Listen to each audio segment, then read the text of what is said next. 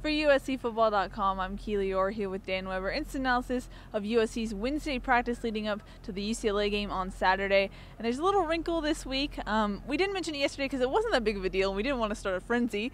But Matt Finke kind of went down hurt in the last team period. He definitely was screaming. He was definitely in pain. He was checked out by the trainers, but it was the last team portion, so we didn't really get a good sense of what was wrong with him. Well, fast forward to today, he wasn't at practice.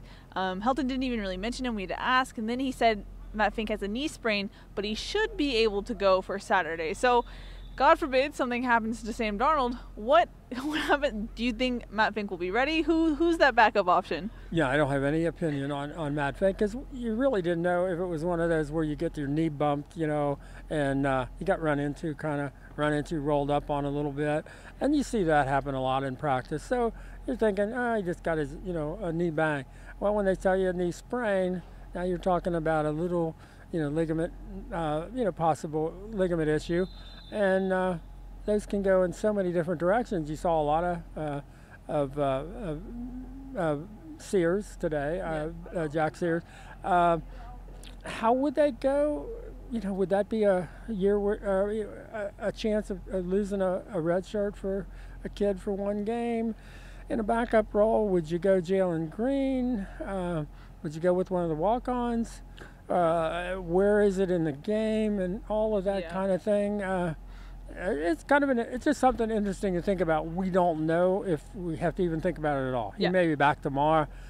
We won't see practice, so we have to kind of depend on whatever report we get.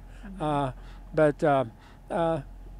it's just one of those little wrinkles, as you said, that you just, things come up and you're just never sure exactly how's this going to impact, or is it not going to impact at all? You just don't know. Yeah. But as far as other injury reports, updates go, Uchenna Nwosu, who didn't practice yesterday, was able to get back into practice a little bit more. Christian Rector also got some work with the first team today, so that's positive signs. Tre McGrath, though, you got to talk to him about his injury. Where is he at? I don't know. Not sure he does. I think it hit him. He was going to be held out this week to let that groin pull heal. Then it hit him, all of them. I think the coaches and Chase, that, wow, that would be 2 full weeks without doing any kicking. Ooh, that's hard to go out there and realize, man, I'm rusty. So he said, I don't want to think about the injury. He said, so I can kind of blank out and not be focused on it. He said, although the pain brings you back to reality and you kick it and then you've got that pain. And he said, you may have blanked it out, but then the pain kicks in and you realize, oh, I'm still hurt. So he said he thought he was pretty good today. Didn't look as good to me as he thought he was. He thinks he's going to be fine by Saturday. He said the worst he was the Arizona game. He said that was bad when he did it in the Arizona game. He thought he probably re-aggravated it a little bit at Colorado. He thinks he's on the right track and getting back, and he thought it was important to go out there and kick some today. I don't have any idea what the situation is going to be Saturday, and I don't think Chase does either. Got to give him credit. He's out there and he's going to kick through the pain. But if you've got both an injury and the knowledge that as soon as you kick, there's going to be pain. Yeah. How do you just kick through that completely? I give him credit because kickers sometimes get a rep. As well, they're not really football players. He's a tough kid. He's really working hard to work through it. So give him a great deal of credit. They did do more work with Reed Budrovich as the other place kicker, and the reason they have to do that is you've got a right-footed kicker in Chase and a left-footed kicker in Reed, which means your holder has to flip over, and it changes the hand and it changes the catch and the hold and all of that, and you can't do that unless you practice it. So they're practicing it. Doesn't that beg the question, though, about how they've used Tre McGrath with his injury? If he re-aggravated it, why aren't they using, I know Reed is your third option, why aren't they doing that? Because I don't think it seems like the right choice to do that. They may not have worked on it enough last week in practice. I think they may have thought, let Chase not kick at all, which meant they didn't kick very much at all. And then you get to the game and you realize, we haven't really done that with the left-footed kicker and the holder. So it's not an easy answer. There aren't any easy answers to that, but it's something you kind of got to figure out.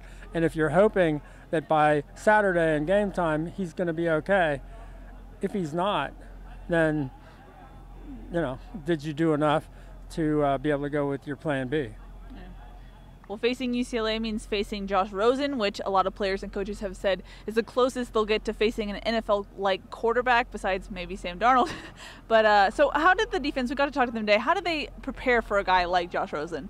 Well, I think Clay's basic theory on elite quarterbacks is you can't let them get into a 7-on-7 game where it becomes passing game, the kind of thing you see in summer, where you don't have any line play.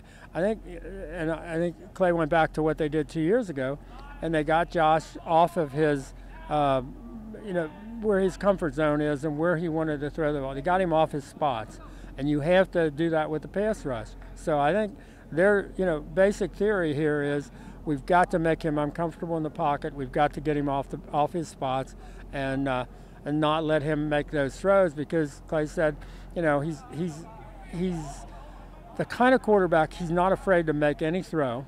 And if you give him a chance to make it, he said he's got the arm to make that throw. So you don't want him to be able to be exactly where he needs to be to make that throw, because he will make it. So again, this is all going to be about getting Josh and pushing him off his spots and making him throw before he wants to throw, or from a place he doesn't want to throw the ball. So I think, as much as they, often don't want to tell you what their game plan is, that looks like their game plan for sure. Yeah. As far as USC's defense goes, some of the complaints or the concerns is that third quarter when they come out, and maybe it's teams making an adjustment, maybe it's them relaxing.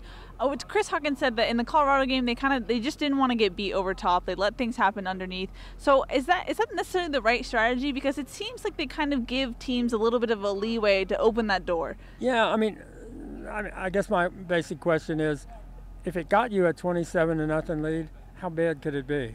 Just keep playing that way, because they tried to play safe, and yet they ended up giving a 79-yard and a 57-yard touchdown passes, which are kind of over the top. They were mistakes in assignments or reads or what they were supposed to do, but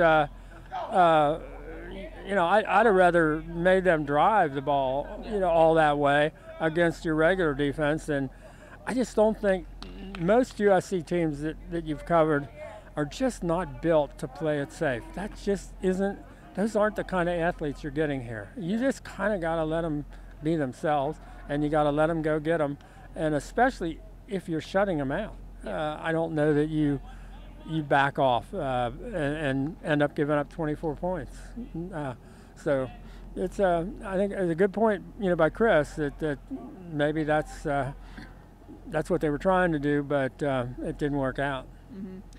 Like we mentioned yesterday, Saturday's going to be senior day for the players. We got to talk to Chris Hawkins. Like I said, he said he might get a little emotional. He might pull a Matt Leinart and start crying. But I talked to Cam Smith, who said, I haven't even thought about that. That could possibly be my last game in the Coliseum. He wants to wait till afterwards. How do you juggle that if you're a player, if it might be your last game, but you haven't made that decision yet? I think that's better. I think you're better off not having in the back of your mind, it doesn't give you the same, you don't get introduced with the seniors, for example, and all of that. Yeah. I think that's probably a better thing. One would hope with a Cam Smith that he hasn't made up his mind yet.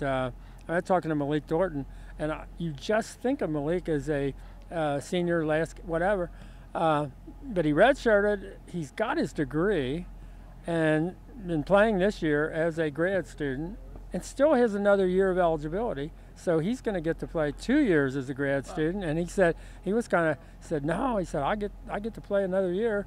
It won't be my last game at the Coliseum. And it just seems like he's one of those kids that's been around forever and been able to do everything you've asked him to do. But very quietly, grad student, got his degree, and looking forward to this year and next year as a grad student, which That doesn't happen often. Yeah, well, that's lucky for USC as far as line depth goes.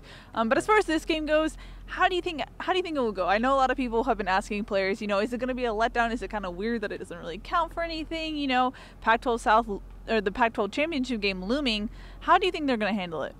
Well, I think it's so hard to get away from the fact that UCLA is 0-5 on the road, giving up an average of 49 points a game and like 300 rushing yards. One would think USC would be able to go into this game and chunk out a lot of yards. I mean, it will be very disappointing if USC can't do that. Very disappointing. I would think that's the plan, to just, again, Josh Rosen can't hurt you if he's sitting on the bench. And if you're just rushing and rushing and rushing, they think UCLA obviously going to come at them with whatever they got.